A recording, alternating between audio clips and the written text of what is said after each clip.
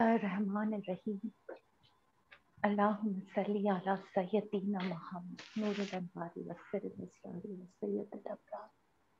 جی uncle السلام علیکم۔ جی وعلیکم السلام جی۔ آج ہم حضرت مولانا علی یار خان رحمت اللہ کی 1956 میں لکھی ہوئی بڑی امپورٹنٹ کتاب، اسے ہم پورے ترجمے کے ساتھ اردو میں حضرت آفتاب اقبال احمد کے ساتھ پڑھ رہے ہیں۔ اس کتاب کا نام ہے بنات رسول، یعنی ڈاٹرز آف رسول صلی اللہ علیہ وسلم۔ اس کتاب میں حضور صلی اللہ علیہ وسلم کی 4 بیٹیوں کا پروف کے ساتھ میں ذکر ہے۔ حضرت خدیجہ رضی اللہ عنہ، ان کی 4 بیٹیوں کا، اور یہ بڑی سرٹیفائیڈ بکس کے ساتھ میں تحقیقات کر کے حضرت جی نے یہ کتاب لکھی تھی 1956 میں۔ جی انکل آپ بسم اللہ کریں۔ جی جی مطالعہ بک میں جی آج بنات رسول اللہ صلی اللہ علیہ وسلم مؤلفہ یہ رسالہ حضرت علی یار خان رحمۃ اللہ علیہ نے 1956 میں تحریر فرمایا، ہم اس کو پڑھتے ہیں جی۔ ابتدا جی اس کی بسم اللہ الرحمن الرحیم، الحمد للہ رب العالمین والصلاة والسلام علی من لا نبی بعد وعلی آلہ واصحابہ وازواجہ وذریاتہ اجمعین۔ یا ایھا النبی قل لازواجک وبناتک ونساء المؤمنین یدنین علیہن من جلابیبہن ذلک ادنی ان یعرفن فلا یعذین وکان اللہ غفورا رحیما۔ باب اول، حضور اکرم صلی اللہ علیہ وسلم کے نکاح میں آنے سے پہلے حضرت خدیجہ الکبریٰ کے نکاح اور اولاد۔ اس باب میں 4 امور کی وضاحت ہوگی۔ نمبر 1، حضور اکرم صلی اللہ علیہ وسلم کے نکاح میں آنے سے پہلے حضرت خدیجہ رضی اللہ تعالیٰ عنہا کا نکاح کس کس سے ہوا۔ نمبر 2، ان سے کوئی اولاد ہوئی یا نہیں، اگر ہوئی تو کون کون سے بیٹے اور بیٹیاں تھیں۔ نمبر 2۔ نمبر 3، حضرت خدیجہ کی حقیقی بہنیں اور حقیقی بھائی اور ان کی اولاد۔ نمبر 4، کیا اس آپ کی کوئی بھانجی رسول خدا صلی اللہ علیہ وسلم کے گھر آپ کے پاس پرورش پاتی رہی۔ حضرت خدیجہ کا شجرہ نسب، حضرت خدیجہ بنت خویلد ابن اسد ابن عبد العزہ ابن قسی ابن کلاب۔ عمدۃ الطالب فی النساب آل ابی طالب 53، نسب قریش 228۔ یہ ریفرنس ہے جی، جس ریفرنس سے یہ حضرت خدیجہ کا شجرہ نسب لکھا گیا۔ خویلد کی اولاد، خویلد کے 3 بیٹے اور 1 بیٹی تھی جس کا نام عقیقہ تھا، اور ان کی ماں منینہ۔ رفیقہ کا نکاح اب ابن بجات سے ہوا، اس سے لڑکی پیدا ہوئی جس کا نام امیمہ تھا۔ یہ دونوں نسب قریش کے ریفرنس سے یہ دونوں لکھی گئی ہیں جی۔ اور نسب قریش میں پہلے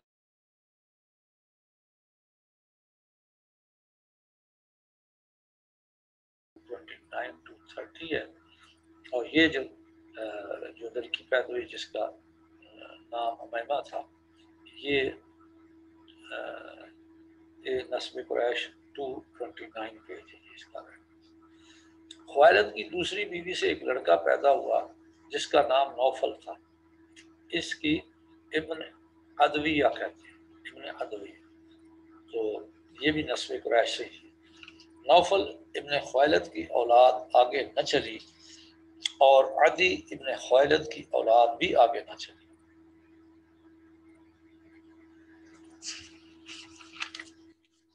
خویلد کی تیسری بیوی سے اولاد،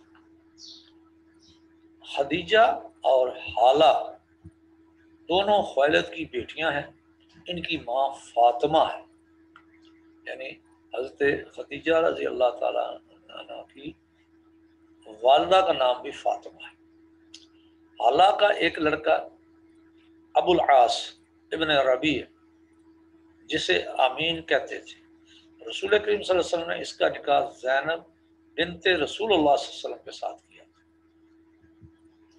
خدیجہ بنت خویلد کے ہاں رسول اللہ صلی اللہ علیہ وسلم سے قاسم اور طاہر، جنہیں طیب بھی کہا جاتا ہے، نبوت کے بعد پیدا ہوئے اور بچپن ہی میں فوت ہو گئے، اور فاطمہ رضی اللہ تعالیٰ عنہ، زینب رضی اللہ تعالیٰ عنہ، ام کلثوم اور رقیہ پیدا ہوئی۔ یہ جی نسب قریش 230 پہ اس کے ریفرنس سے یہ لکھا ہے۔ فائدہ: حضرت خدیجہ کی حقیقی بہن صرف حالہ تھی، جس کا ایک ہی بیٹا ہوا جس کا نام ابو العاص تھا۔ رسول اکرم صلی اللہ علیہ وسلم نے اپنی بیٹی زینب کا نکاح اسی ابو العاص سے کیا تھا۔ حالہ کی کوئی بیٹی پیدا نہیں ہوئی۔ نمبر 4، حضرت خدیجہ رضی اللہ تعالیٰ عنہ کی ایک بہن رقیقہ تھی جس کی ماں دوسری تھی۔ اس رقیقہ سے ایک بیٹی پیدا ہوئی جس کا نام امیمہ تھا۔ نمبر 5، حضرت خدیجہ رضی اللہ تعالیٰ عنہ کی 4 بیٹیاں رسول اکرم صلی اللہ علیہ وسلم سے ہوئیں: فاطمہ، زینب، ام کلثوم اور رقیہ رضی اللہ تعالیٰ۔ حضرت خدیجہ رضی اللہ تعالیٰ عنہ کا نکاح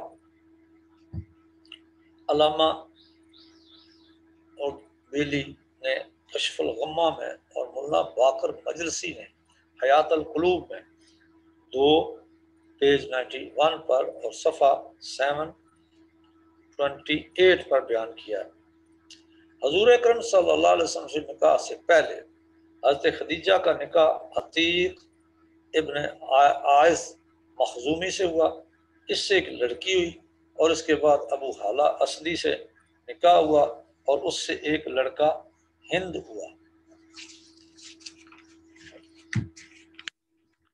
پھر 91 صفحہ پر اول مرتبہ خدیجہ عتیق ابن عائض مخزومی، یہ فارسی میں اس کا ترجمہ آگے مولانا باقر مجلسی کے اس بیان سے معلوم ہوا کہ حضرت خدیجہ کی عتیق سے صرف ایک لڑکی پیدا ہوئی، اس کے نام کا ذکر نہیں، اور یہ بھی ذکر نہیں کہ وہ زندہ رہی یا مر گئی۔ اگر زندہ رہی تو اس کا نکاح کس سے ہوا؟ حضرت خدیجہ کی کوئی لڑکی زینب، رقیہ یا ام کلثوم پہلے خامنوں سے پیدا نہیں ہوئی۔ اور نسب قریش 22 پیج اور 270 اور 234 پر ذرا تفصیل ملتی ہے۔ ذی الحج 8 میں ابراہیم پیدا ہوئے، اور جب وہ 18 ماہ کے تھے مدینہ میں فوت ہوئے۔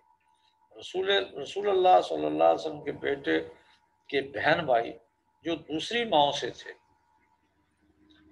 وہ تھے ہندا بنت عتیق اور ہند ابن ابو حالہ اور حالہ بنت ابو حالہ۔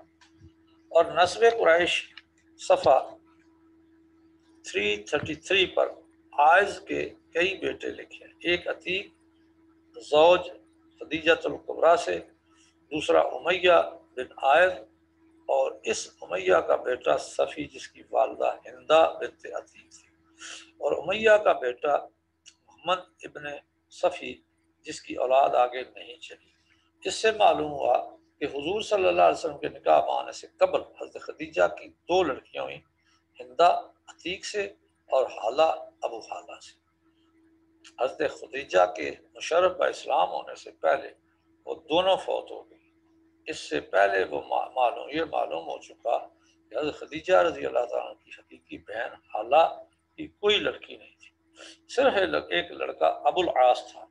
اس لیے اس کا کوئی امکان نہیں کہ سابقہ خامنوں سے کوئی لڑکی حضرت خدیجہ کے ہمراہ رسول خدا صلی اللہ علیہ وسلم کے گھر آ کر پلی ہو۔ تعداد بناتے رسول اللہ صلی اللہ علیہ وسلم، قرآن پاک کی آیت یا ایھا النبی کل ازواجک و بناتک و نساء المؤمنین یدنین علیہن من جلابیبہن، یعنی یہاں یہ آیت کا ترجمہ یا ایھا النبی، اے نبی صلی اللہ علیہ وسلم، کل ازواجک، اپنی ازواج سے کہیے، و بناتک، اپنی بیٹیوں سے کہیے، و نساء المؤمنین، اور مومنوں کی خواتین سے کہیے، یدنین علیہن من جلابیبہن، کہ وہ اپنی اوڑھنیوں کو آگے ذرا پھیلا کے رکھا کریں، یا ان کو اپنے لپیٹ کر رکھا کریں اپنے، یعنی جس کو یہ آگے سے ذرا چہرے کو ڈھانپ کر جس سے رکھتے ہیں، جس طرح چادر لے کے نا تھوڑا سا چہرہ ڈھانپ رکھتے ہیں، تو وہ اس طرح کیا کیجیے، یہ قرآن کا حکم ہے۔ اس میں جو لفظ استعمال ہوا ہے وہ ہے بنات، جمع قلت سے ہے، جس میں 9 تک تعداد آ سکتی ہے۔ ملاحظہ و تفسیر روح المعانی۔ نمبر 2، نزول آیت کے وقت حضور صلی اللہ علیہ وسلم کی جوان بالغہ بیٹیاں تھیں جنہیں پردہ کا حکم دیا گیا۔ ان دونوں امور کی تعویل کر کے حقائق کو مسخ کرنے کی کوشش کی جاتی ہے، اس لیے اس کی وضاحت ضروری ہے۔ لفظ بنات جمیع کا صیغہ ہے، یعنی پلورل ہے، محض تعظیم کے لیے ہے، امراء و صرف ایک بیٹی از فاطمہ رضی اللہ عنہ ہے، مراد وہ صرف یہ بنات جمع کا صیغہ محض تعظیم کے لیے ہے، مراد صرف ایک بیٹی اور فاطمہ ہے، یعنی یہ اعتراض ہے جو لوگ کرتے ہیں۔ تو اس کے جواب میں لکھا ہے الجواب، آیت میں احکام تکلیفیہ بیان ہو رہے ہیں، عورتوں کو پردہ کا حکم دیا گیا ہے، یہ مقام مدح ثنا کا نہیں ہے، ہاں کوئی قرینہ موجود ہو تو مراد لی جا سکتی ہے، مگر یہاں کوئی قرینہ موجود نہیں۔ نبی کریم صلی اللہ علیہ وسلم کی نواسیوں یعنی حضرت فاطمہ کی بیٹیوں کی وجہ سے جمع کا صیغہ استعمال ہوا۔ الجواب، نزول آیت کے وقت کوئی جوان بالغہ تو نواسی موجود ہی نہیں تھی، یہ تکلیفی خطاب ہے، غیر مکلف مخاطب نہیں ہو سکتا۔ نمبر 3، لفظ ابن اور بنت، اس کی جمع بنات، بیٹی اور نواسی وغیرہ سب پر بولا جاتا ہے۔ ہاں اگر لفظ ولد ہوتا تو صرف حقیقی بیٹیاں مراد ہوتی۔ الجواب، حصہ اول کا جواب اوپر کے تحت آ چکا۔ رہا لفظ ولد تو یہ ہمیشہ حقیقی بیٹیوں کے لیے نہیں بولا جاتا، قرآن مجید میں متبنہ اور آئی بیٹیوں پر بھی لفظ کما قال اللہ تبارک تعالی وقال الذین اشتروا من مصر لامرأته اکرمی مثواه عسى ان ينفعنا او نتخذه ولدا وقالت امرأة فرعون قرة عین لی لک ولا تقتلوه عسى ان ينفعنا او نتخذه ولدا۔ تو دونوں موقعوں پر لفظ ولد بولا گیا ہے، یہ یوسف علیہ السلام کے حوالے سے، اور مراد متبنہ ہے۔ تو لہذا معلوم ہوا کہ آیت میں لفظ بنات حقیقی معنوں میں استعمال ہوا، اور حضور اکرم صلی اللہ علیہ وسلم کی ایک سے زیادہ بیٹیاں تھیں۔ اب یہ دیکھنا کتنی تھیں۔ آیت میں لفظ بنات ہے جو کہ جمع قلت ہے، اس لیے آیت سے صاف ظاہر ہے کہ 3 سے زیادہ بیٹیاں تھیں۔ اصول کافی، یہ بہت مستند کتاب ہے جی، اصول کافی معاشرہ صافی باب تاریخ، اس کا پیج 147 پر ہے کہ جب حضور صلی اللہ علیہ وسلم کی عمر 20 برس سے کچھ اوپر تھی، خدیجہ سے نکاح ہوا، اور 62 سے قبل خدیجہ رضی اللہ عنہ کے بطن سے آپ کے لڑکے قاسم اور لڑکیاں رقیہ اور زینب اور ام کلثوم پیدا ہوئیں، اور 62 کے بعد طیب، طاہرہ اور فاطمہ پیدا ہوئے۔ شاعراء نے اس کا ترجمہ یہ کیا، اصول کافی کے بیان سے معلوم ہوا کہ حضور اکرم صلی اللہ علیہ وسلم کی 4 بیٹیاں تھیں جو حضرت خدیجہ کے بطن سے ہوئیں۔ تذکرۃ المعصومین صفحہ 6 نمبر۔ ترجمہ: جب حضور صلی اللہ علیہ وسلم کی عمر 20 برس سے کچھ زیادہ تھی، حضرت خدیجہ الکبریٰ نے سے نکاح ہوا اور بعثت سے پہلے حضرت خدیجہ سے حضور صلی اللہ علیہ وسلم کی 3 بیٹیاں رقیہ، ام کلثوم اور زینب پیدا ہوئیں۔ حیات القلوب صفحہ 79 از ملا باقر مجلسی۔ معتبر سند کے ساتھ نقل ہے کہ سلیمان ابن خالد نے امام جعفر صادق سے کہا کہ لوگ کہتے ہیں کہ حضرت آدم نے اپنی لڑکیوں کے نکاح اپنے بیٹوں کے ساتھ کیے۔ فرمایا ہاں لوگ ایسا ہی کہتے ہیں، مگر سلیمان تجھے علم نہیں کہ حضور اکرم صلی اللہ علیہ وسلم نے فرمایا کہ اگر میں جانتا کہ حضرت آدم نے اپنی بیٹی کا نکاح اپنے بیٹے سے کیا تو میں زینب کا قاسم سے کرتا اور دین آدم کو ترک نہ کرتا۔ اس روایت سے معلوم ہوا کہ زینب حضرت قاسم ابن رسول اللہ صلی اللہ علیہ وسلم کی حقیقی بہن تھی۔ یہ قول رسول ہے اور بیان کرنے والے امام جعفر صادق ہیں۔ استبصار میں 245 پیج پر ہے جی۔ وقال امام جعفر صادق نے فرمایا کہ زینب رضی اللہ تعالیٰ عنہ بنت رسول صلی اللہ علیہ وسلم فوت ہوئی تو حضرت فاطمہ عورتوں کے ساتھ گھر سے نکلی اور اپنی بہن کا جنازہ پڑھا۔ امام جعفر صادق نے اس روایت میں حضرت زینب کو رسول اکرم صلی اللہ علیہ وسلم کی حقیقی بیٹی فرمایا، حضرت زینب کو حضرت فاطمہ کی حقیقی بہن فرمایا، اور حضرت فاطمہ رضی اللہ تعالیٰ کا اپنی بہن کے جنازہ کے لیے گھر سے نکلنا ذکر کیا۔ خصال شیخ صدوق 167 پہ امام جعفر سے روایت ہے کہ وہ فرماتے ہیں کہ حضرت خدیجہ رضی اللہ تعالیٰ سے حضور اکرم صلی اللہ علیہ وسلم کے 2 بیٹے قاسم اور طاہر اور 4 بیٹیاں رقیہ، ام کلثوم، زینب اور فاطمہ پیدا ہوئیں۔ فاطمہ کا نکاح علی ابن ابی طالب سے ہوا، زینب کا نکاح ابو العاص ابن ربیع اموی سے ہوا اور ام کلثوم کا نکاح حضرت عثمان ابن عفان سے ہوا۔ رخصتی سے پہلے وہ فوت ہو گئیں۔ پھر حضور اکرم صلی اللہ علیہ وسلم نے رقیہ کا نکاح حضرت عثمان رضی اللہ عنہ سے کر دیا کہ جب بدر کی طرف جانے لگے پھر حضور صلی اللہ علیہ وسلم نے فرمایا اے ہمارا عائشہ رضی اللہ عنہ میں اللہ نے اس عورت میں برکت رکھی ہے جو سچوں سے محبت کرتی ہے، اور خدیجہ اللہ اس پر رحم کرے، اس نے میرے بیٹے طاہر اور قاسم اور میری بیٹیاں فاطمہ، رقیہ اور ام کلثوم اور زینب رضی اللہ تعالیٰ پیدا ہوئیں۔ اس روایت سے معلوم ہوا کہ حضور اکرم صلی اللہ علیہ وسلم نے خود اپنی زبان مبارک سے اپنی 4 بیٹیوں کے نام حضرت عائشہ رضی اللہ تعالیٰ عنہ کے سامنے بیان فرمائے۔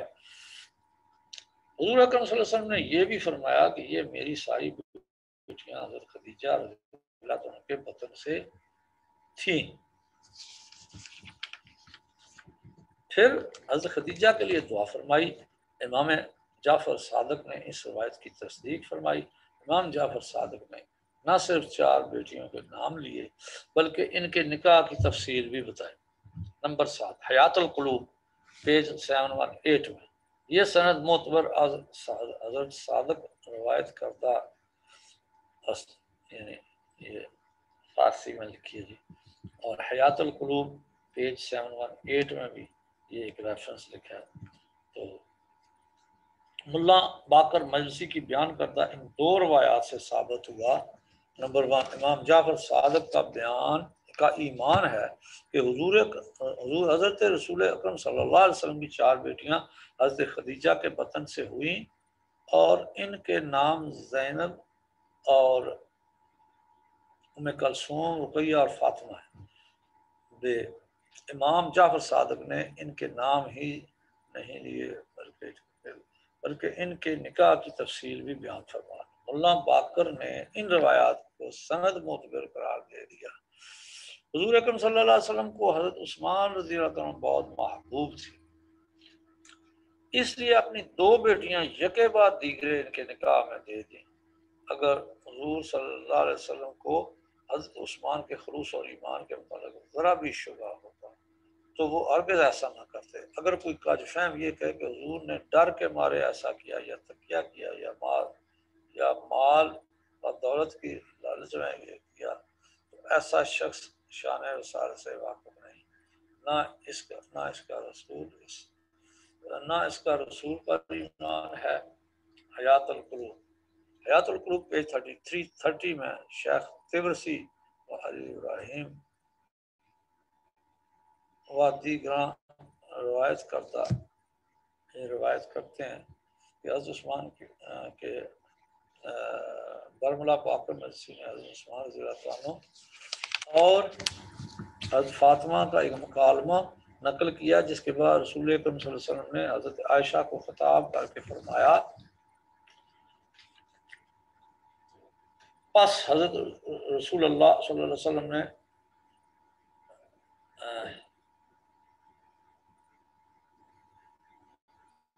یہ فارسی میں جی لکھا اس کا آگے حیات القلوب میں 391 میں بدر کے قیدیوں کے فدیہ کا ذکر کرتے ہوئے لکھا ہے کہ اس حدیث کو شیخ طبرسی نے اخراج کیا، اور جو معتبر علماء شیعہ سے ہیں، اور شیخ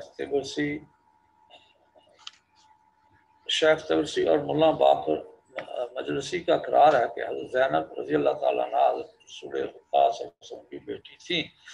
مندرجہ بالا 11 اقتصابات کا خلاصہ یہ ہے کہ قرآن مجید کی آیت صلی اللہ علیہ وسلم بیٹیاں 3 سے زیادہ تھیں۔ حضور اکرم صلی اللہ علیہ وسلم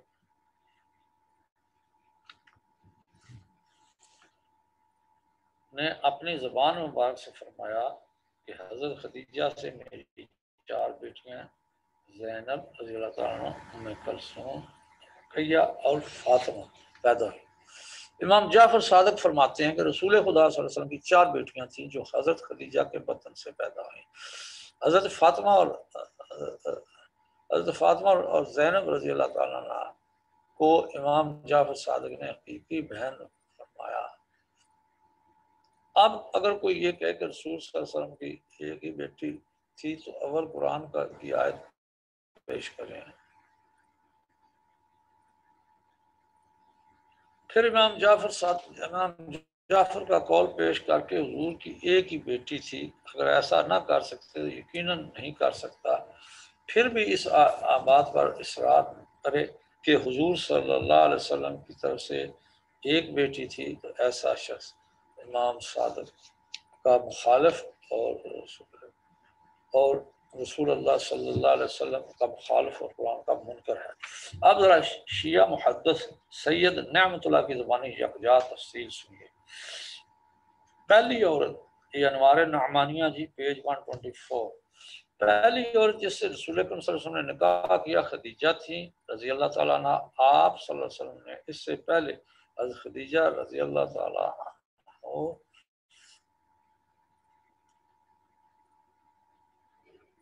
پہلی عورت جس سے رسول اکرم صلی اللہ علیہ وسلم نے نکاح کیا خدیجہ رضی اللہ تعالیٰ عنہ تھی۔ آپ سے پہلے حضرت خدیجہ رضی اللہ تعالیٰ عنہ کا نکاح عتیق سے ہوا تھا، اس سے ایک بیٹی ہوئی تھی۔ پھر ابو حالہ اسدی سے نکاح ہوا اور اس سے ایک لڑکا ہند پیدا ہوا۔ پھر حضور صلی اللہ علیہ وسلم نے حضور سے نکاح ہوا اور اس کے لڑکے ہند نے حضور صلی اللہ علیہ وسلم کے گھر پرورش پائی اور اس سے حضور کے لڑکے قاسم اور طاہر پیدا ہوئے۔ حضرت خدیجہ رضی اللہ تعالیٰ عنہ حضور کے 2 لڑکے اور 4 لڑکیاں پیدا ہوئیں، اور 4 لڑکیاں پیدا ہوئیں، زینب، رقیہ، ام کلثوم اور فاطمہ۔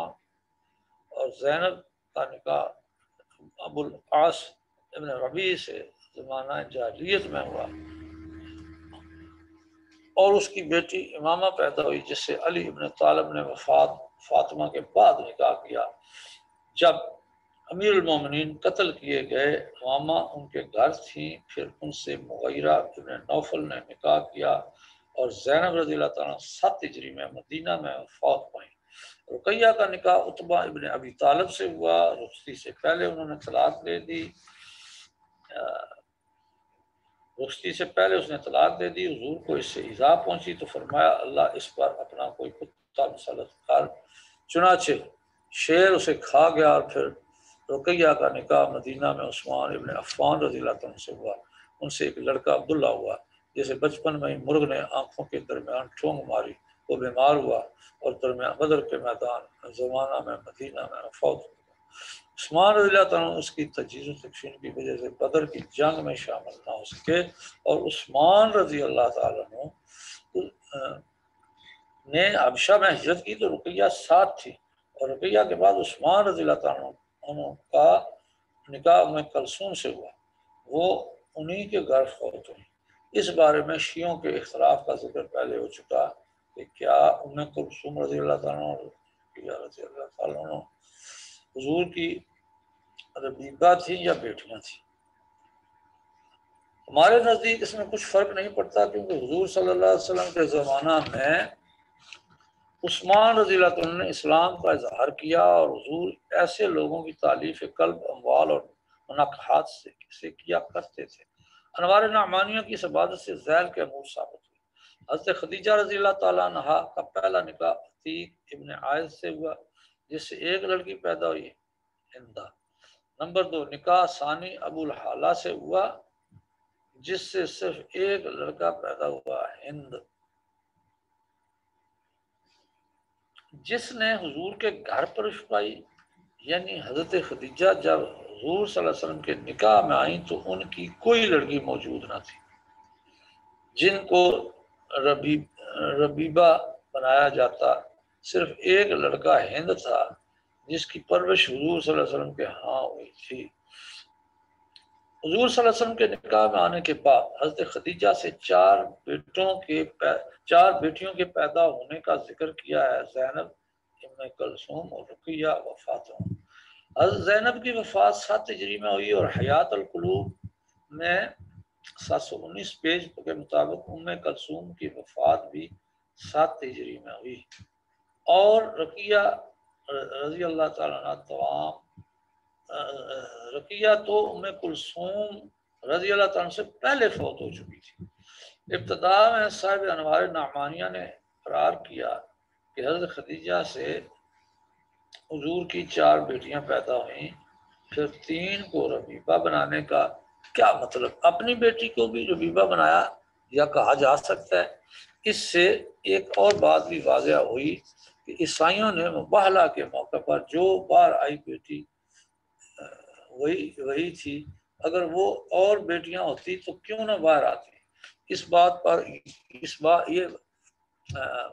بات یہ ہے کہ آیت مباہلہ 9 ہجری کے آخر میں نازل ہوئی، اور حضور کی 3 بیٹیاں 7 ہجری تک وفات پا چکی تھی۔ اب مباہلہ میں شامل ہونے کے لیے قبر سے کیوں کر باہر آتی؟ حضور کرم صلی اللہ علیہ وسلم کی حقیقی بیٹیوں کو ربیبہ کہنے کا تکلف اس لیے کیا گیا کہ کہیں حضرت عثمان رضی اللہ عنہ کامل الایمان قرار نہ دے دیے جائیں۔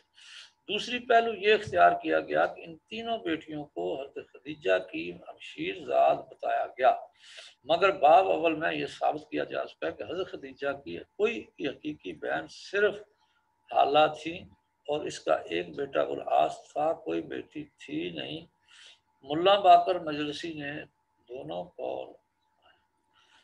قول نقل کر کے خود اس کی تردید کر دی ہے۔ حیات القلوب پیج 719 پہ رقیہ اور ام کلثوم خدیجہ کی بیٹیاں تھیں، سابقہ خاندانوں سے، اور رسول خدا صلی اللہ علیہ وسلم نے صرف ان کی تربیت کی تھی۔ بعض کہتے ہیں خدیجہ رضی اللہ عنہ کی بہن حالہ کی بیٹیاں تھیں۔ ان دونوں قولوں کی تردید اور نفی معتبر روایات اور احادیث سے ہوتی ہے، اور حیات القلوب 723 پر امام باقر سے یہ سند صحیح مرقوم ہے، اور ابن ادریس نے صحیح کے ساتھ امام باقر سے یہ روایت کی کہ حضور صلی اللہ علیہ وسلم نے 2 منافقوں کو بیٹیاں تھیں، ایک ابو العاص ابن ربیع اور دوسرا عثمان ابن ادریس نے امام باقر سے روایت کی کہ ان کا پہلا حصہ ایک حقیقت کا اقرار ہے، دوسرا حصہ امام باقر کے ذمہ تہمت ہے۔ امام باقر سے یہ توقع نہیں ہو سکتی کہ کوئی امام پہلا حصہ ایک حقیقت کا اقرار، دوسرا حصہ امام باقر کے ذمہ تہمت ہے۔ امام باقر سے یہ توقع نہیں ہو سکتی کہ کوئی ایسی بات فرمائیں جس سے شان رسالت کی توہین ہوتی ہو۔ باقر مجلسی کے قول دوم کے متعلق سید ابوالقاسم کوفی کا مذہب کا خیز بیان دیکھیے، الاستغاثہ، پیج 81۔ ترجمہ: حضور اکرم صلی اللہ علیہ وسلم نے نکاح کے وقت خدیجہ رضی اللہ عنہ کی 2 خرد سالہ لڑکیاں تھیں اور حالہ ہمشیرہ خدیجہ غریب تھیں اور خدیجہ مالدار تھیں۔ پس ہند ابن ابی حالہ اپنے قبیلہ کے ساتھ جنگل میں چلا گیا اور یہ دو خرد سالہ لڑکیاں اپنی ماں کے پاس رہ گئیں جو حالہ بنت خویلد ہمشیرہ خدیجہ رضی اللہ عنہ تھیں۔ خدیجہ رضی اللہ تعالیٰ نے اپنی بہن حالہ اور اس کی دونوں بچیوں کو اپنے گھر رکھ لیا اور ان کی کفالت کرنے لگیں۔ خدیجہ رضی اللہ عنہ کے ساتھ حضور صلی اللہ علیہ وسلم کے نکاح میں یہی حالہ وقوع تھی۔ جب حضور صلی اللہ علیہ وسلم کا خدیجہ سے نکاح ہو گیا تو کچھ عرصہ بعد حالہ مر گئی اور یہ دونوں لڑکیاں زینب اور رقیہ حضور صلی اللہ علیہ وسلم کے گھر خدیجہ کے پاس پرورش پاتی رہی۔ استغاثہ کی عبارت سے معلوم ہوتا ہے کہ کوئی ناول نگار کسی مخصوص مقصد کے بنا پر اپنے ذہن میں ناول کا ایک ڈھانچہ تیار کر چکا ہے، اب اس کے ساتھ ڈھانچہ تیار کرتے اب اس کے لیے اپنی پسند کے مطابق کردار تیار کر رہا ہے جس کا رشتہ جس سے جی چاہے جوڑ دیا۔ کہیں کی اینٹ کہیں کا روڑا بھان متی نے کنبا جوڑا۔ بہرحال اس میں ایک مزہ کا خیز بات یہ ہے کہ حضرت صاحب استغاثہ نے حضرت زینب رضی اللہ تعالیٰ عنہ کو حالہ کی بیٹی قرار دے دیا اور حیات القلوب 493 پر مرقوم ہے۔ خدیجہ و شور کے بارے ان دونوں علماء کے بیان کو جمع کیا جائے تو نتیجہ یہ نکل ابو العاص کا نکاح اپنی حقیقی بہن سے ہوا۔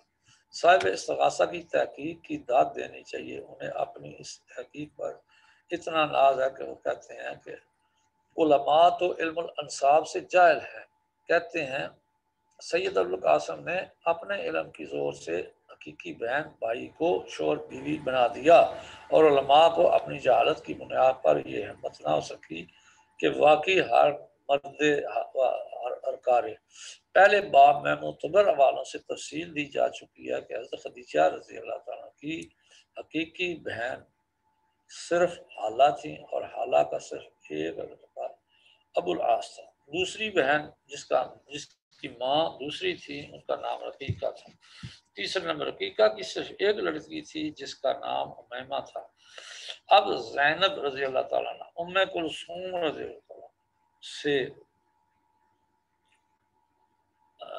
اب زینب ام کلثوم رقیہ کو ربیبہ ثابت کرنے کے لیے ان کی کوئی تیسری بہن تلاش کرنی پڑے گی اور ان تینوں خواتین کو اس کی بیٹیاں بنا کر خدیجہ کے ہمراہ حضور اکرم صلی اللہ علیہ وسلم کے گھر آنا ثابت کرنا پڑے گا۔ تاریخ اس معاملے میں ساتھ نہیں دیتی، اس کا تو اعلان ہے کہ خدیجہ کی ایک بہن اور ایک ماں کی طرف سے ستیلی اور ان دونوں کے ہاں اس نام میں کوئی لڑکی موجود ہی نہیں تھی۔ بس افسانہ نگاری اور ناول نویسی کا سہارا لینا پڑے گا۔ اس کا ایک نمونہ ملاحظہ ہو۔ قول اول وہی ہے جو متعدد روایات میں پہلے ذکر کیا جا چکا ہے کہ حضرت خدیجہ کے پہلے خاوند عتیق ابن عائض اور ابو حالہ نے ان علماء کرام کے مختلف بیانات کو جمع کر کے انسان اسی نتیجہ پر پہنچتا ہے کہ واقعی ان حضرات نے تاریخ کو ناول اور افسانہ بنا دیا۔ مثلا نمبر 1 حضور اکرم صلی اللہ علیہ وسلم کے نکاح میں آنے سے پہلے حضرت خدیجہ کا نکاح مثلا نکاح عتیق بن عائض مخزومی سے، پھر ابو الحالہ سے ہوا، حیات القلوب 91 پیج، نمبر 2 حضرت خدیجہ سے حضور اکرم صلی اللہ علیہ وسلم کی 4 بیٹیاں تھیں، زینب رضی اللہ تعالیٰ عنہ، رقیہ، ام کلثوم اور فاطمہ الزہرا، اور یہ اصول کافی کے حوالے سے جی۔ آگے وافصال شیخ صدوق و حیات القلوب۔ حضرت خدیجہ کی حقیقی بہن صرف خالہ تھی، اس کا ایک ہی لڑکا تھا جس کا نام ابو العاص تھا، نسب قریش 230۔ حضرت خدیجہ کی ستیلی بہن صرف رقیقہ تھی جس کی ایک ہی بیٹی امیمہ تھی۔ حضرت اکرم صلی اللہ علیہ وسلم کی بیٹی نکاح کا زینب کا نکاح حالانکہ بیٹے ابو العاص سے ہوا، شیخ صدوق۔ حضرت خدیجہ کے ہاں عتیق سے ایک بیٹی پیدا ہوئی، ہندہ، انوار نعمانیہ میں۔ یہ 7 نمبر حضرت خدیجہ رضی اللہ عنہ کے ہاں ابو الحالہ سے صرف ایک لڑکا ہند پیدا ہوا۔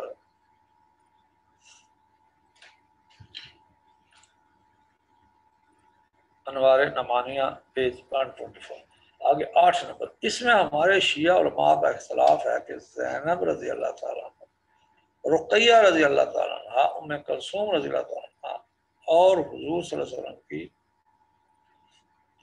وسلم کی بیٹیاں تھیں، ام کلثوم حضور صلی اللہ علیہ وسلم کی بیٹیاں تھیں یا ربیبہ تھیں، انوار نعمانیہ۔ نمبر 9، رقیہ رضی اللہ تعالیٰ عنہ اور ام کلثوم حالہ کی بیٹیاں تھیں، حیات القلوب۔ نمبر 10، رقیب اور رقیہ حالہ کی بیٹیاں تھیں اور حضور کی ربیبہ الاستغاثہ۔ نمبر 11، ابو الحالہ رضی اللہ تعالیٰ عنہ کا بیٹا ابو الحالہ کا بیٹا ابو العاص حالہ کا شوہر تھا۔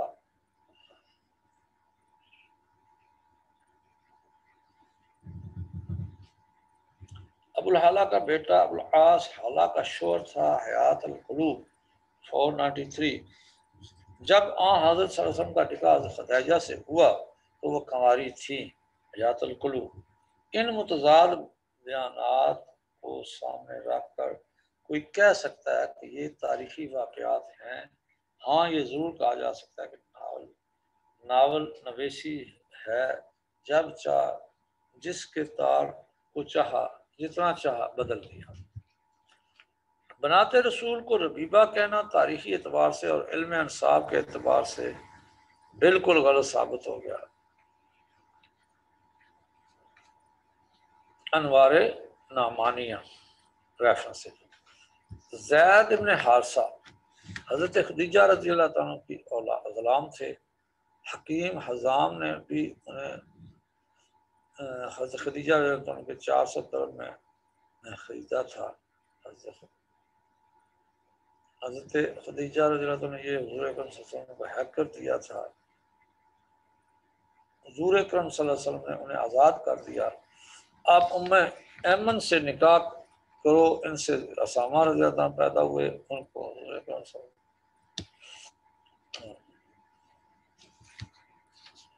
ام ایمن سے نکاح کر دیا، سے اسامہ رضی اللہ عنہ پیدا ہوئے اور اس کو حضور اکرم صلی اللہ علیہ وسلم نے متبنہ بنا لیا اور اس کو زید ابن رسول اللہ صلی اللہ علیہ وسلم بلایا جاتا ہے، یہاں تک کہ یہ آیت نازل ہوئی ادعوہم لآبائہم۔ یہی بیان تفسیر حسن عسکری 271 پر موجود ہے۔ فَتَرْكُ ذَلِكَ وَجَعَلُوا يَقُولُونَ زَيْدَ خود رسول اللہ صلی اللہ علیہ وسلم۔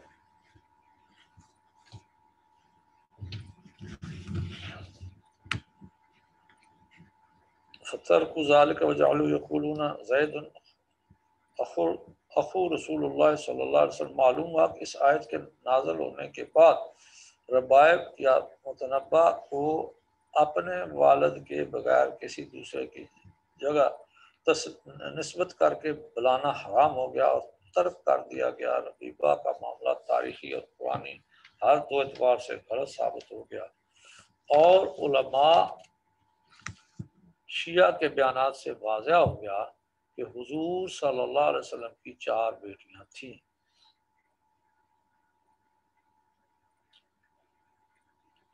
زینب رضی اللہ تعالیٰ عنہ، ام کلثوم، رقیہ اور فاطمہ۔ شیعہ مذہب کی حدیث کی چوٹی کی کتاب کافی، جس کے مصنف محمد یعقوب کلینی، جن کو حجت الاسلام اور سکت الاسلام کے نقب سے ملقب کرتے ہیں، یہ کتاب ان کے بقول امام مہدی کے منظور شدہ تصدیق شدہ ہے۔ کافی میں سکہ الاسلام نے جو بیان کیا وہ معمولی با ہے، لبا ہے۔ یہ صاحب علی ابن ابراہیمی امی کا شاگرد ہے۔ یہ امام حسن عسکری کا شاگرد ہے، تو صاحب کافی کی رائے اور امام حسن عسکری کی رائے ہوئی تو کافی میں بیان ہو چکا ہے کہ حضور اکرم صلی اللہ علیہ وسلم کی حضرت خدیجہ سے 4 بیٹیاں تھیں، حوالہ گزر چکا۔ تو یہ اس کتاب کا جی پہلا باب ہے، بلکہ 2 باب اس میں ختم ہو چکے۔ اب اس کا ایک تیسرا باب ہے جو باقی ہے۔ اس تیسرے باب میں بناتے رسول اللہ صلی اللہ علیہ وسلم کے نکاح کے متعلق چند غلط فہمیاں اور ان کا ازالہ دیا گیا۔ یہ عنوان یہ رکھا۔ نمبر 1، حضور اکرم صلی اللہ علیہ وسلم نے اپنی بیٹیوں کے نکاح کے وقت اس عمل کا کوئی خیال نہ کیا کہ اپنی بیٹیاں مسلمانوں یا کافروں یا منافقوں کے نکاح میں دے دی جائیں۔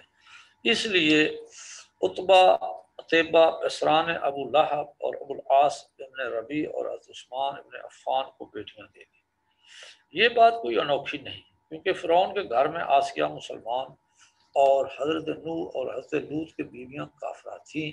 مخالفین کی طرف سے یہ 2 غلط فہمیاں پیدا ہو سکتی ہیں یا پیدا کی جا سکتی ہیں، اس لیے اس کا ازالہ ضروری ہے۔ حیات القلوب میں پیج 718 اور 719 میں بیشتر اس کے کہ کافروں کو لڑکی کا رشتہ دینا حرام قرار دیا گیا۔ مکہ میں حضرت نے زینب کا نکاح ابو العاص ابن ربیع سے کیا جبکہ وہ کافر مشہور تھے، اور رقیہ رضی اللہ عنہ میں کلثوم کا نکاح ابو لہب کے بیٹوں سے کیا جبکہ وہ کافروں سے لڑکی لینا اور دینا حرام نہیں کیا گیا تھا۔ مشہور مذہب یہی ہے کہ حضرت صلی اللہ علیہ وسلم کی 4 بیٹیاں تھیں اور چاروں حضرت خدیجہ رضی اللہ عنہ کے بطن سے تھیں، اور اول زینب رضی اللہ تعالیٰ عنہ جس کا نکاح حضور صلی اللہ علیہ وسلم نے ابو العاص سے کیا، اس وقت کیا جب کافر کو لڑکی دینا حرام قرار نہیں دیا گیا تھا۔ معلوم ہوا کہ حضور صلی اللہ علیہ وسلم نے عتبہ اور عتیبہ سے اپنی بیٹیوں کا نکاح اس وقت کیا جب کافروں کو بیٹی کا رشتہ دینے کی ممانعت کا حکم نازل ہی نہیں ہوا تھا، اور حکم کا سوال ہی پیدا نہیں ہوتا، کیونکہ حضور صلی اللہ علیہ وسلم باسط اور نزول وحی کا سلسلہ شروع ہونے سے پہلے یہ نکاح ہوئے، اور حلال و حرام کی تعین تو نزول وحی کی وجہ سے ہوئی۔ پھر عتبہ اور عتیبہ سے جدائی بھی ہوگی، اور ابو العاص اور حضرت عثمان رضی اللہ عنہ کا سوال تو حضرت زینب رضی اللہ عنہ 7 ہجری میں فوت ہوئی۔ اس طرح امام ام کلثوم 7 ہجری میں فوت ہوئی۔ ابتدائے وحی سے لے کر 7 ہجری تک طویل عرصہ تک وہ اپنے خاندوں کے نکاح میں رہیں۔ اگر یہ دونوں کافر یا منافق تھے، یا یہ دیکھنا پڑے گا کہ قرآن مجید نے حکم دیا، نمبر 1 لا تنکحوا المشرکین حتی یؤمنوا، نمبر 2 ولا تنکحوا المشرکات حتی یؤمنوا، نمبر 3 فلا ترجعوهن الى الكفار لا هن حل لهم ولا هم يحلون لهم، نمبر 4 ولا تمسکوا بعصم الکوافر۔ یہ 4 احکام بڑے واضح ہیں، اور مسلمان عورت مشرک کے نکاح میں مت لو، یہ حلال نہیں کہ مسلمان عورت کافر مرد کے نکاح میں رہے۔ کیا نبی کریم صلی اللہ علیہ وسلم نے ان احکام کا مفہوم نہیں سمجھا؟ اگر سمجھا تو ان پر عمل کیوں نہیں کیا؟ کیا نبی اللہ کے کسی حکم کے پابند کسی حکم کی نافرمانی کر سکتا ہے؟ کیا نبی اللہ کے کسی حکم کی نافرمانی کر سکتا ہے؟ کیا یہ شان نبوت کے منافی نہیں؟ اگر ابو العاص اور حضرت عثمان کافر تھے تو نبی نے اپنی بیٹیاں ان کے ہاں کیوں رہنے دیں؟ اللہ کے حکم کی تعمیل کیوں نہ کی؟ اس الجھن کا حل صرف یہ ہے، یہ تسلیم کرو کہ ابو العاص اور عثمان رضی اللہ عنہ مسلمان تھے اور سچے مسلمان تھے۔ نمبر 2 یا یہ تسلیم کر لو کہ نبی اللہ کا باغی ہوتا ہے۔ اگر پہلی بات تسلیم نہ کی جائے تو اس کا لازمی نتیجہ یہ ہے کہ آدمی دوسری بات کو صحیح تسلیم کرتا ہے، پھر اس کا اسلام سے تعلق کیا رہ جاتا ہے؟ اب ایک الجھن اور باقی رہ جاتی ہے، وہ یہ کہ کافر تھے، بلکہ الجھن باقی رہ جاتی ہے یہ کافر نہیں تھے بلکہ منافق تھے، یعنی ان کے دلوں میں کفر تھا، اور حضرت اور ابراہیم علیہ السلام اور اسلام اور ایمان کا اقرار۔ اس غلط فہمی کو دور کرنے کے لیے چند مقامات قابل غور ہیں۔ نمبر 1، کیا نکاح و طلاق کا تعلق دین سے ہے یا نہیں؟ اس کا جواب ظاہر ہے کہ کوئی مسلمان ایسا نہیں، خواہ وہ کسی فرقے سے تعلق رکھتا ہو، جو اس دین کا حصہ نہ سمجھتا۔ نمبر 2، نکاح و طلاق جب دین ہی کا حصہ ہے تو دین میں حلال و حرام کی تمیز نہ کی جائے تو دین میں فساد ہی فساد ہے۔ دین کہاں ہے؟ کیا دین کے متعلق کوئی بات نبی اپنی خواہش سے کرتا ہے یا خدا کے حکم سے؟ جواب ظاہر ہے کہ وہ ما ينطق عن الهوى ان هو الا وحی یوحى، یعنی قرآن میں جو ہے کہ میرا نبی کلام نہیں کرتا مگر جو بولتا ہے وہ وحی ہوتی ہے۔ نمبر 4، نکاح و طلاق دین کا حصہ ہے۔ نبی صلی اللہ علیہ وسلم دین میں ہر بات خدا کے حکم سے کرتا ہے، تو نبی نے اپنی بیٹیوں کے نکاح خدا کے حکم سے کیے۔ تفسیر مظہری 472 سے۔ اور اللہ تعالیٰ کو قطعی طور پر ناپسند ہے کہ جنتیوں کے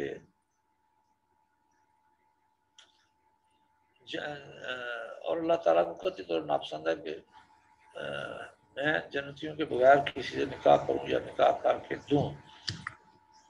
یہ قال رسول اللہ صلی اللہ علیہ وسلم۔ اچھا، پھر شرح فقہ اکبر میں 133 پیج پر لکھا ہے کہ حضور اکرم صلی اللہ علیہ وسلم نے حضرت عثمان رضی اللہ عنہ سے فرمایا کہ اس ذات کی قسم جس کے قبضہ میں میری جان ہے، اگر میری 100 بیٹی ہوتی تو میں ایک کی موت کے بعد دوسری تیسرے نکاح میں دیتا۔ تو یہ جبرائیل علیہ السلام ہیں، انہوں نے مجھے خبر دی کہ اللہ نے مجھے اس طرح کا حکم دیا ہے۔ یہ بات اس وقت ہوئی جب یہ بات اس وقت ہوئی جب حضرت رقیہ کی وفات کے بعد حضرت عثمان رضی اللہ عنہ نے حضور اکرم صلی اللہ علیہ وسلم سے ام کلثوم کا رشتہ پوچھا تھا۔ یہ بات واضح ہو گئی کہ نبی جب سے جہاں سے رشتہ لیتا ہے، جہاں رشتہ دیتا ہے، وہ بذریعہ وہی ہو بحکم خدا دیتا ہے۔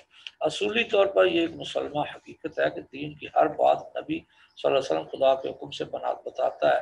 حضرت عثمان رضی اللہ عنہ کے نکاح کے معاملے میں نبی کریم صلی اللہ علیہ وسلم نے خود اپنی زبان پاک سے ارشاد بھی فرمایا، اور اللہ کے حکم کی تعمیل میں حضرت عثمان رضی اللہ عنہ نے اپنی بیٹی کا نکاح کر دیا۔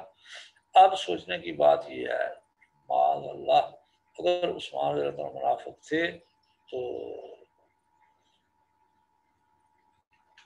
نمبر 1، کیا علیم بذات الصدور عالم الغیب خدا کو علم نہیں تھا کہ عثمان رضی اللہ عنہ دل میں کھوٹ اور نفاق ہے؟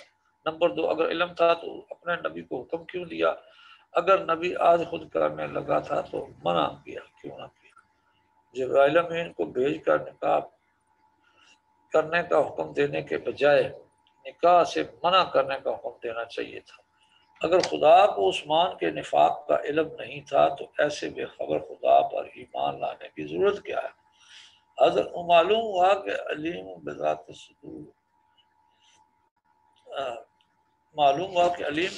الصدور اور عالم الغیب خدا کو علم تھا کہ عثمان کا کامل الایمان اور سچا مسلمان ہے، اس لیے اپنے نبی کو حکم دیا کہ اپنی بیٹی کا نکاح حضرت عثمان سے کر دو۔ اور نبی صلی اللہ علیہ وسلم کی عبودیت کا اندازہ کیجئے کہ فرماتے ہیں میری 100 بیٹی ہوتی تو عثمان کے نکاح میں دیتا جاتا، اگر پہلی زندہ نہ رہتی۔ اللہ تعالیٰ کے متعلق یہ بات بھی بعید عقل ہے کہ ایک طرف اپنے نبی حکم دے کہ یا ایھا النبی جاہد الکفار والمنافقین واغلظ علیہم، اور دوسری طرف حکم دے کہ منافق کو ایک بیٹی تو دی تھی اب دوسری بھی دو۔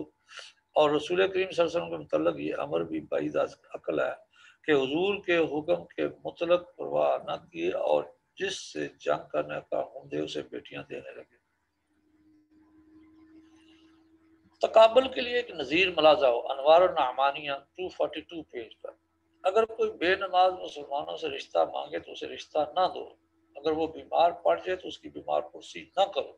مسلمانوں کو حکم دیا جا رہا ہے کہ بے نماز کو رشتہ مت دو، یہ حرام ہے، اور بے نماز بہت بڑا گناہگار، صحیح پھر بھی مسلمان کہنا ہے۔ مگر نبی کو حکم دیا جاتا ہے کہ منافق کو بیٹی دے دو۔ پس معلوم ہوا کہ نہ خدا بے خبر ہے نہ رسول اس کا نافرمان ہے نہ عثمان منافق ہے. سخن شناسی دلبرا پتا اینجاست. فرعون اور آسیہ کا معاملہ تو اس میں چند امور قابل غور ہے. نمبر 1، جب ساحرین فرعون کو موسیٰ علیہ السلام کے مقابلے میں شکست ہوئی تو وہ فوراً ایمان لے آئے. آسیہ نے شکست ساحرین کے بعد ایمان کا اظہار کیا، وہ بھی معمولی طور پر، وہ بھی فوری طور پر ایمان لائے. آسیہ کا ایمان اجمالی تھا کیونکہ توریت تو غرب فرعون کے بعد نازل ہوئی. نمبر 2، آسیہ نے جب ایمان کا اعلان کیا تو فرعون نے اسے قتل کر دیا. نمبر 4، موسوی شریعت اور تھی، محمدی شریعت اور ہے، لہذا اس سلسلے میں فرعون اور آسیہ کو نذیر بنانا معاذ تکلف بے جائے. زوجہ نوح اور زوجہ لوط کے متعلق 2 امور قابل توجہ ہیں. ان کی شریعت جدا تھی، ان کی بیویاں قوم کے ساتھ ہلاک ہو گئی، لہذا ان کو نذیر بنانا بے محل اور بے معنی ہے. حضرت لوط علیہ السلام کے متعلق مفسرین نے وضاحت کی کہ قال یا قوم ہؤلاء بناتی ہن اطہر لکم وکان فی امتی یجوز، یہ میری لڑکیاں ہیں، تمہارے لیے پاکیزہ ہیں. اور لوط علیہ السلام کے شریعت میں کفار کا نکاح مسلمانوں سے جائز تھا. اور مجاہد اور سعید ابن جبیر کہتے ہیں کہ اس لفظ سے حضرت لوط علیہ السلام کی مراد اپنی قوم کی لڑکیاں تھیں، اپنی طرف اس لیے نسبت کی کہ نبی اپنی قوم کے لیے باعتبار شفقت اور تربیت کے بمنزلہ باپ ہوتا ہے، اور یہ اور تربیت کے منزلہ باپ ہوتا ہے. اور یہ قول افضل ہے کیونکہ کوئی انسان گوارا نہیں کرتا کہ اپنی بیٹی کسی اوباش اور فاسق فاجر کو دے، تو جو بات اہل مروت کے ہاں معیوب ہو وہ بلا نبی کو کیسے زیب دیتی ہے. اور لوط علیہ السلام بلا اپنی 2 بیٹیاں ساری قوم کو کیسے پیش کر سکتے تھے، لہذا بنات الامت کی مراد لی. اس عبارت سے واضح ہے کہ حضرت لوط علیہ السلام کی شریعت میں کافر اور مومن کا نکاح جائز تھا.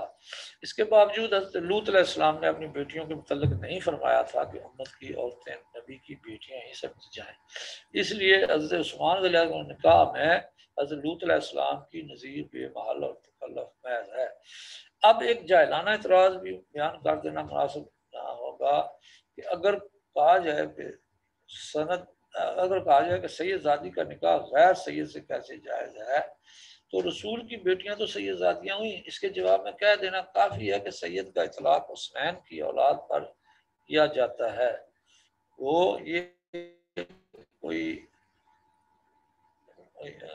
یہ کوئی تحقیقی مسئلہ نہیں، پھر بھی اگر اسے تسلیم کر لیا جائے تو حضرت علی کو سید کیسے کہیں گے. حیات القلوب. اور اکثر لوگ کہتے ہیں کہ مذکورہ شدہ احتمال کی وجہ سے امیر المومنین اطرق یعنی اہل بیت یعنی سادات میں داخل نہیں. میں جواب میں کہتا ہوں کہ اگر کوئی شخص سادات کو امیر المومنین کی اولاد کے ساتھ مخصوص کرتا ہے تو شیعہ کہتے ہیں کہ اگرچہ امیر المومنین کو ظاہر لفظ کے اعتبار سے سادات میں شمار نہیں کیا جا سکتا، لیکن وہ سادات کے والد ہیں اور ان سے بہتر ہے.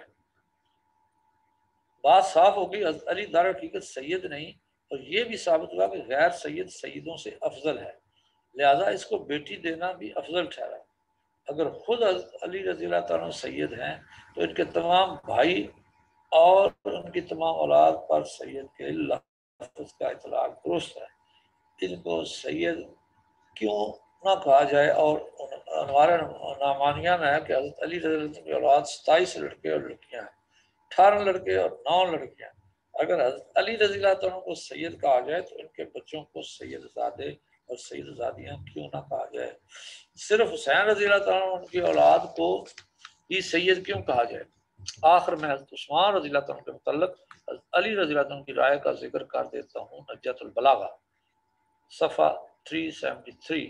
اے عثمان، تو رسول اکرم صلی اللہ علیہ وسلم سے رشتہ دامادی کی وجہ سے اس بلندی مرتبہ کو پہنچا جہاں صدیق اور فاروق نہ پہنچے. یہ 1956 ہے. اس رسالہ میں جو حقائق بیان ہوئے ہیں ان کے متعلق اگر کسی کو شبہ، اعتراض یا غلط فہمی ہو تو میری زندگی میں مجھ سے بالمشافہ یا بذریعہ خط و کتابت وضاحت کرا سکتا ہے. ربنا اغفر لنا ولاخواننا الذين سبقونا بالایمان ولا تجعل في قلوبنا غلا للذين امنوا ربنا انك رؤوف رحیم. یہ آخری جملہ اللہ یار رحمۃ اللہ علیہ نے بڑا واضح لکھا کہ یہ 1956 ہے، اور یہ جو رسالہ میں لکھ رہا ہوں اس میں جو کچھ میں نے بیان کیا ہے، جو میں نے ریفرنس دیے ہیں جن بکس کے، یہ ریفرنس شیعہ علماء کے نزدیک اور شیعہ فقہا کے نزدیک مستند ترین وہ کتابیں ہیں، اور کتابیں میرے پاس ہیں. کسی وقت کوئی آ کر ان ریفرنسز کو آ کر دیکھ سکتے ہیں کہ اس میں کیا لکھا. وما علینا الا البلاغ المبین. جی یہ حضرت کا یہ رسالہ بناتے رسول اختتام کو پہنچا. جی اللہ تعالیٰ سمجھ دے، عقل دے، اور ان لوگوں کو جو لوگ حضور صلی اللہ علیہ وسلم کی 4 بیٹیوں سے میں صرف حضرت فاطمہ اور باقیوں کا انکار کرتے ہیں وہ بلا وجہ ہے.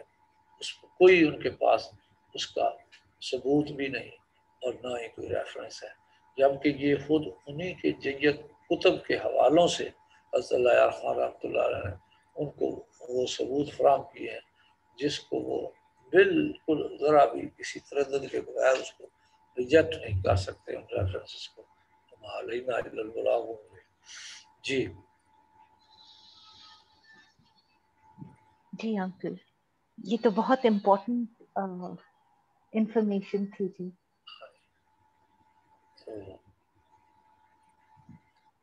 جی اس پر ابھی ختم کرتے ہیں یہ جی محفل. بالکل.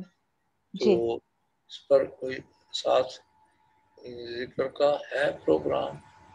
جی بالکل آپ اچھا جی ذکر کریں. تو شروع کریں. جی بالکل. چلیں. سبحان اللہ والحمد للہ ولا الہ الا اللہ واللہ اکبر ولا حول ولا قوة الا باللہ العلی العظیم. استغفر اللہ ربی من کل ذنب واتوب الیہ. اشہد ان لا الہ الا اللہ وحدہ لا شریک له اشہد ان محمدا عبدہ ورسولہ. اعوذ باللہ من الشیطان الرجیم. بسم اللہ الرحمن الرحیم. اللہ اللہ اللہ. کل پہلا لطیفہ.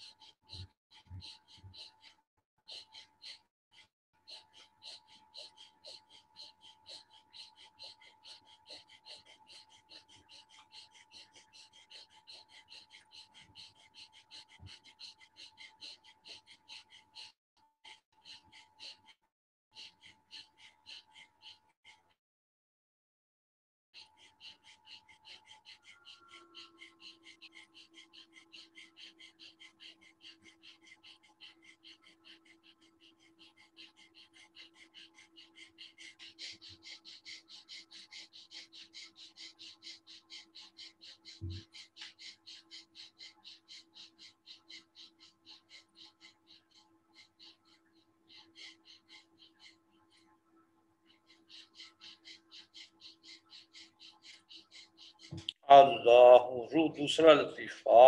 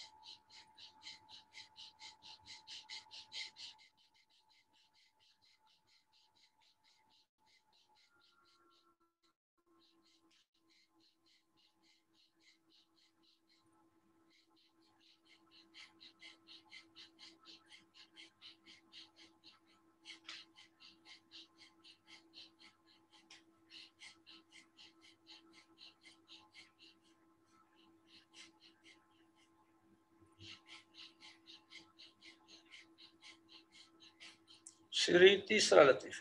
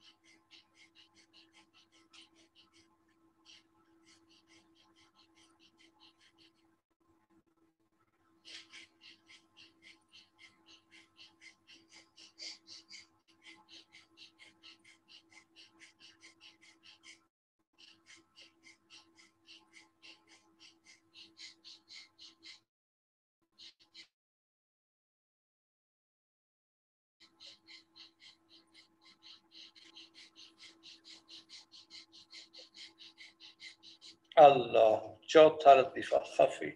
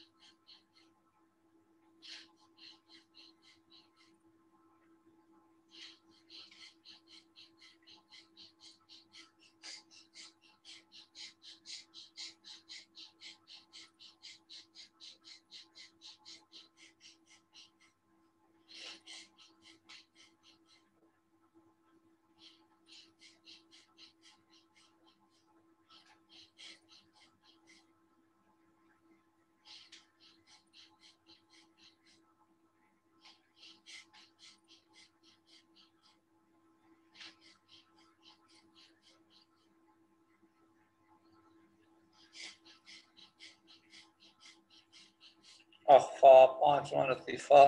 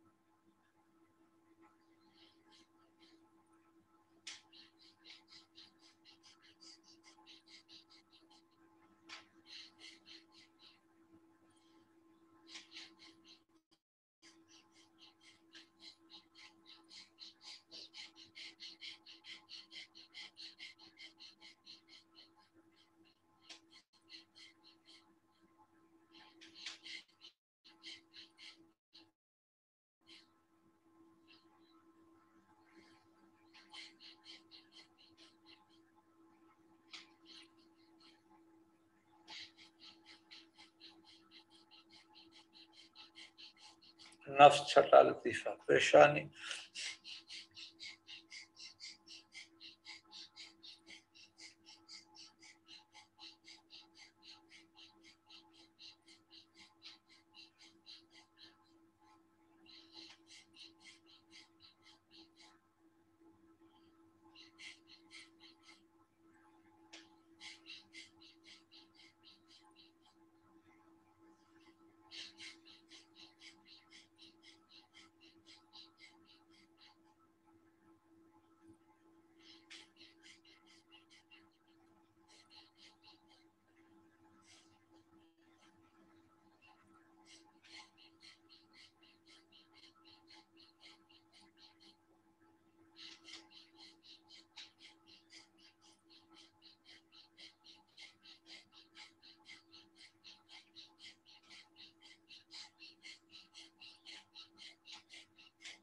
نفس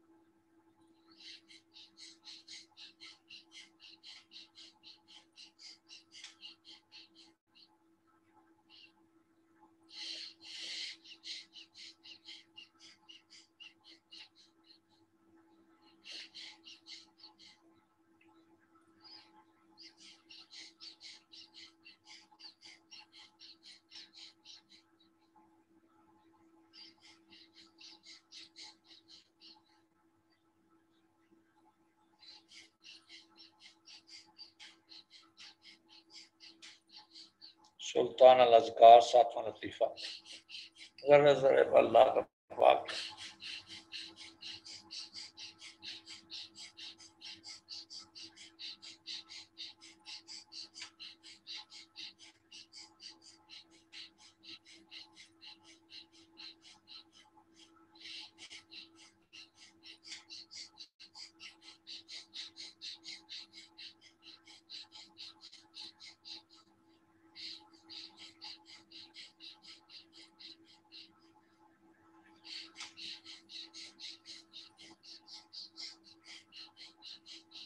سلطان الاذکار 7واں.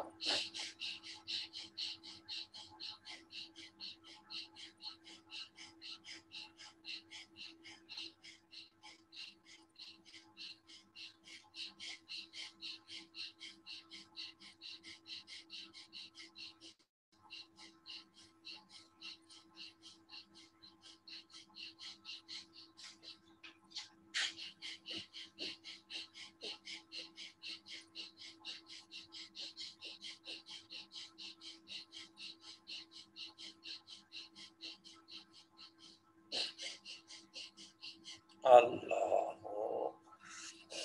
وحدہ لا شریک لک یا اللہ وإلہکم الہ واحد لا الہ الا هو الرحمن الرحیم. اللہ اللہ مراقبہ احدیت وحدہ لا شریک لک یا اللہ وإلہکم الہ واحد لا الہ الا هو الرحمن الرحیم.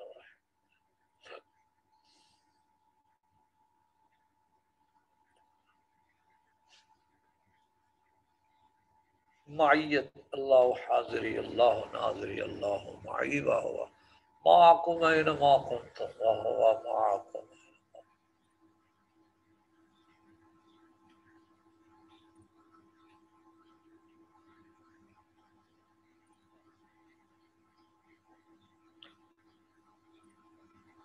وہو معکم اینما کنتم معیت اللہ حاضری اللہ ناظری اللہ معی وہو معکم اینما کنتم.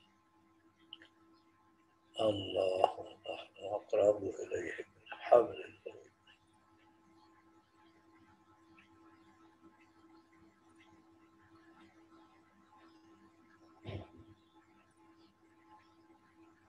لبیک.